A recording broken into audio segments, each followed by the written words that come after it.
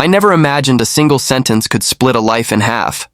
Julian and I were married for 8 years, measured in autumns, anniversaries, and almond milk cappuccinos. From the outside, we were enviable. He ran a successful fintech startup. I managed luxury brand campaigns. People called us the modern fairy tale. But fairy tales never mention the suffocation that sometimes comes with comfort. They don't speak of how desire wilts in routine. The shift began the night of Elena's promotion dinner. She insisted on hosting it at our loft because your place has better lighting for pictures. I let her have it. I didn't care about the lighting. I just wanted something to feel different for once. That's when Nathaniel arrived. He wasn't part of our regular crowd. Tall, careless curls, amused eyes. There was something wild in him that didn't match his navy blazer. When I answered the door, I blinked like I'd been splashed with cold water. He held out a bottle of red and said, "I wasn't sure what you like, so I brought the kind I wouldn't want to share." I laughed. It was real, unexpected. It didn't feel polite.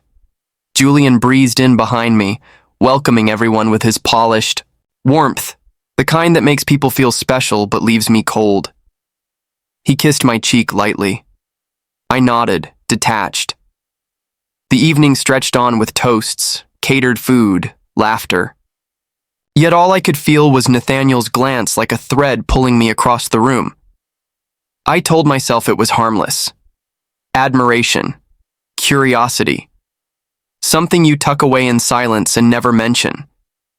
But silence became impossible when we both reached for the same wine bottle in the kitchen. "Careful," he murmured. His fingers grazed mine. I froze, our eyes locked. Something primal bloomed between us, sharp, raw, forbidden.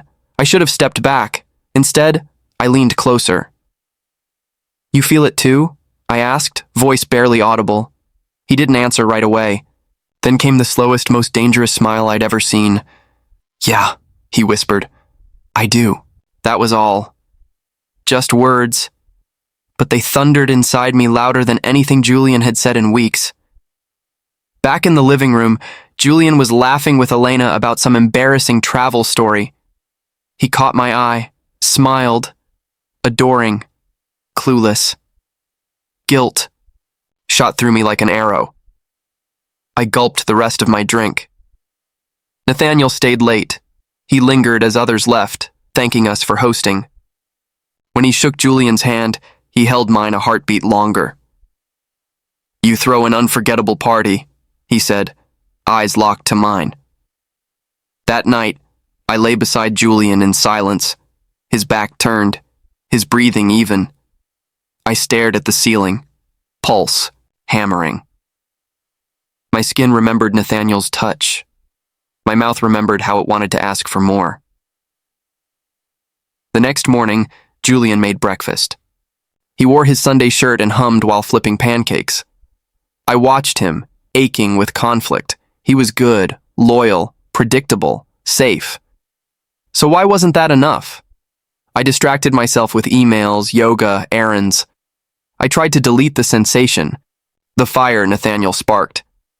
But temptation never really disappears. It waits, hungry, patient. A week later, I bumped into him at a gallery opening. Elena had dragged me there to admire overpriced sculptures. I hadn't expected to see Nathaniel standing by the wine table, alone, shirt sleeves rolled up, like he belonged in oil paint. He didn't smile this time, just nodded. "I didn't think I'd see you again," I said. "You were hoping you wouldn't," he replied. I hated how well he read me. We stood there, saying nothing, everything thick in the space between us. Then I did something I'd never done before. I lied to my husband. I told Julian I was staying the night at Elena's, after the event. Wine, girl talk, you know how it goes. But instead of her apartment, I followed Nathaniel to a quiet bar 2 blocks away. I told myself it was just conversation, nothing more. But every glance, every word, every silence, it felt like foreplay. E leaned in. "Why are you here with me?" I couldn't answer. I should have gone home. I should have never ordered that 3rd drink, and I definitely should have never kissed him. But I did. That kiss detonated something inside me. Afterward, we didn't speak. We just stared. My heart banged against my ribs like a prisoner desperate to escape. Nathaniel exhaled like he'd been holding his breath for hours. My body trembled, not from fear, but from the sheer realization that I had just crossed a line I could never uncross. We left separately, walking opposite directions. I clutched my coat tighter, hoping cold air would numb the guilt blooming inside me. But it didn't. Nothing did. When I reached home, Julian was asleep. I stood at our bedroom door watching him, peaceful, trusting, the man who once memorized all my favorite indie songs, who kissed my eyelids when I had migraines. I loved him, or thought I did, yet I hadn't just kissed someone else. I had tasted something I didn't know I was starving for. Days blurred after that. I went through motions, emails, meetings, gym, smiles. I laughed at office jokes, posted brunch selfies, made reservations for date nights I didn't want. But inside I was spiraling. Nathaniel didn't call, didn't text, and still he haunted me. Until one afternoon I found him waiting outside my office, leaning on his motorcycle, sunglasses low, jaw clenched. My pulse sprinted. "You disappeared," I said. "I had to." I nodded. We didn't need explanations. We both knew where this was heading. He drove us to an old bookstore cafe on the city's edge. Dusty shelves, faded Persian rugs, a jazz, record playing somewhere near the back. It felt like a place lost in time. We sat, talked, opened wounds we didn't realize we carried. I told him how I felt unseen, how I felt like Julian loved the version of me I'd grown out of. He told me he didn't do relationships because they always ended with lies. The irony didn't escape either of us. "I shouldn't be here," I murmured, my fingers trembling as I touched the rim of my mug. "But you are," he said softly. His hand reached across the table. This time, I didn't pull away. We spent the night together. The world narrowed to skin, breath, tangled limbs. No pretense, no performance. I felt alive, dangerous, unfiltered. For the first time in years, I didn't feel like someone's wife. I just felt like myself.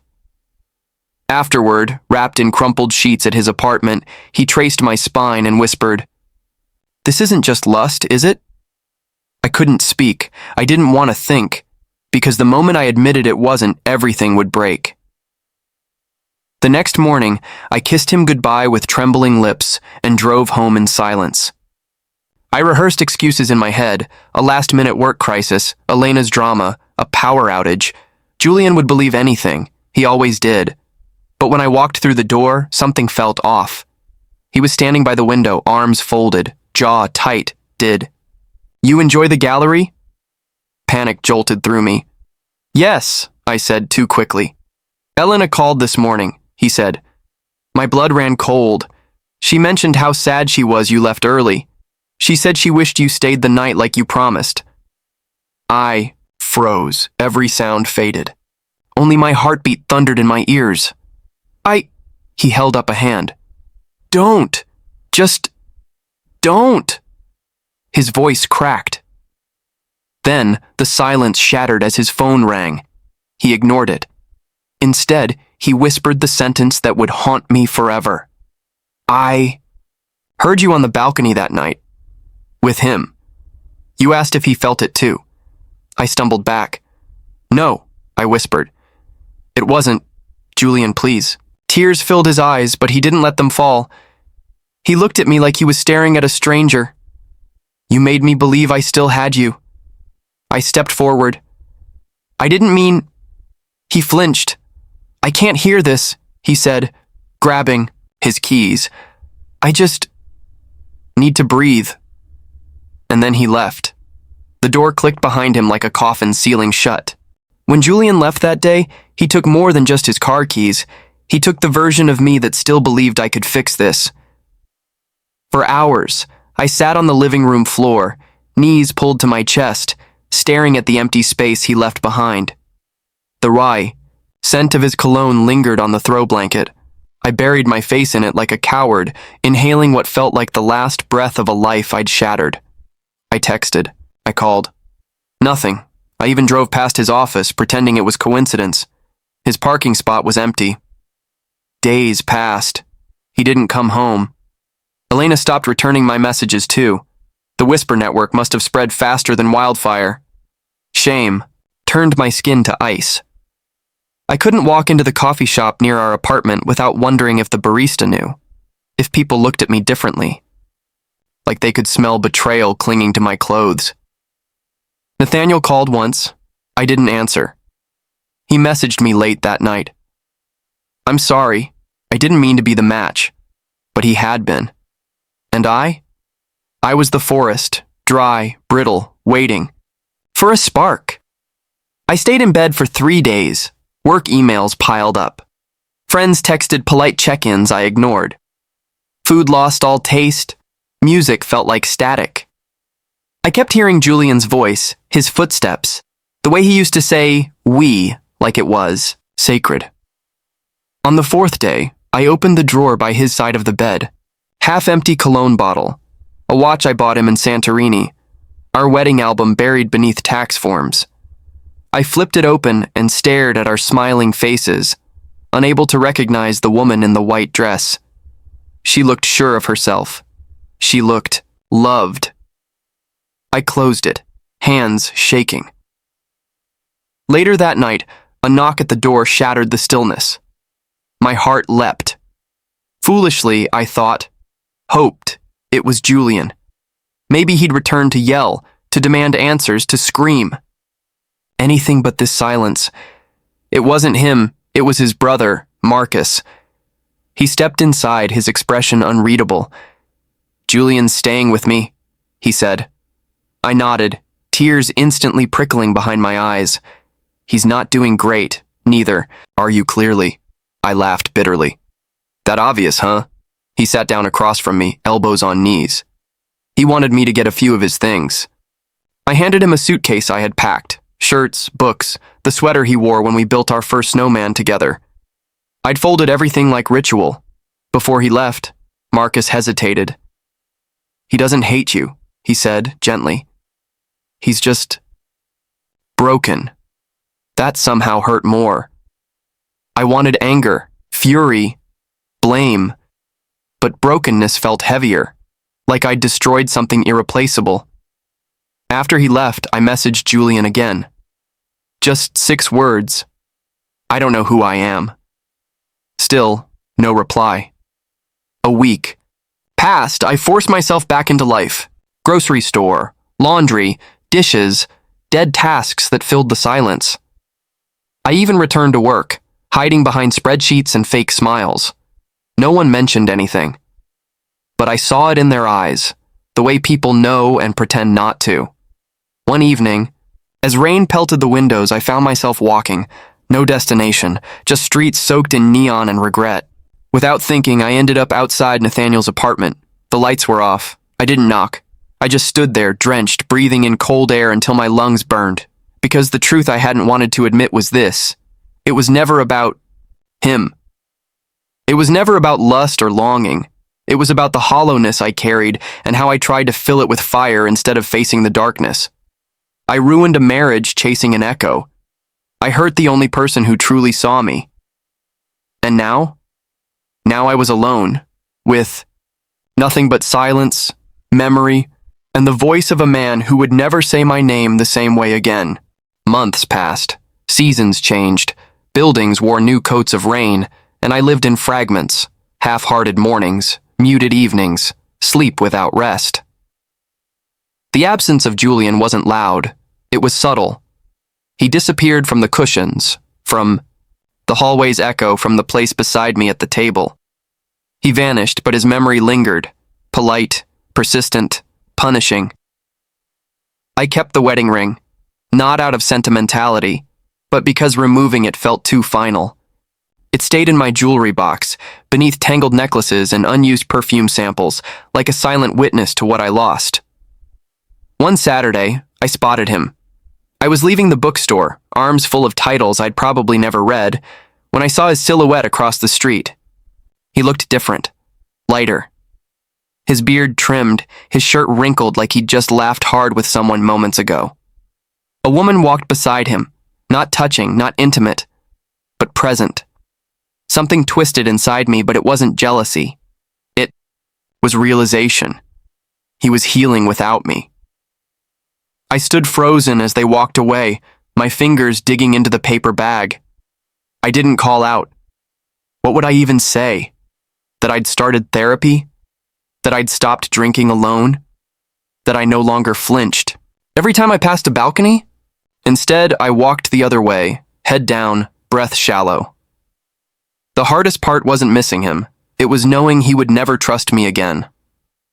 Nathaniel eventually faded, like a fever dream. He texted twice more. I never responded. I had no more words for him, or for the version of myself that collapsed into his arms like she was running from fire. I started writing again. Not for work. Just scribbles, thoughts, late-night truths. Sometimes I'd write letters addressed to Julian, unsent, unshared. They helped. Slightly. Just enough to keep breathing. I even returned to the gallery. Alone. The paintings looked the same, but I didn't. I lingered longer at one particular canvas. Abstract, chaotic brushstrokes, bleeding blue and crimson, like emotion had spilled across the frame without apology. I stood there crying and didn't bother hiding it. An old woman beside me said softly, "It hurts when we become strangers," to someone who once saw our soul. I nodded. She squeezed my arm before walking away. That single gesture held more kindness than I thought I deserved. I moved apartments, smaller space, simpler walls, fewer reminders. I gave away the wine glasses, the throw pillows he loved, the rug we argued about for weeks. It didn't erase him, but it created space for something else. Clarity. I never heard from Julian again, not even a postcard. Not a single "hope you're well." He kept his silence, not out of cruelty, but out of dignity. And I respected that, because he gave me his everything, and I treated it like it wasn't enough. I see that now. Sometimes at night, I still hear his laughter in dreams. That deep, calming sound that used to make crowded rooms feel quieter. I wake up reaching for it, only to find the cold edge of a pillow. But I don't cry every time anymore. There's a strange peace in owning your destruction. In not blaming the other person or fate or desire. In standing amidst the wreckage and saying, "Yes, this was me." That's how I heal. Slowly, honestly, unflinchingly. By acknowledging that I hurt someone good and that no apology can undo what's been done. By understanding that forgiveness isn't always owed. By rebuilding myself from the ashes of a woman who wanted too much, too fast, and mistook chaos for passion. And if you're wondering whether I still love him, yes. In a way that aches but no longer begs. In a way that wishes him well, even if I'm never part of his world again. Because sometimes, the greatest love story isn't the one you fight for. Sometimes it's the one you learn from, once it's already gone.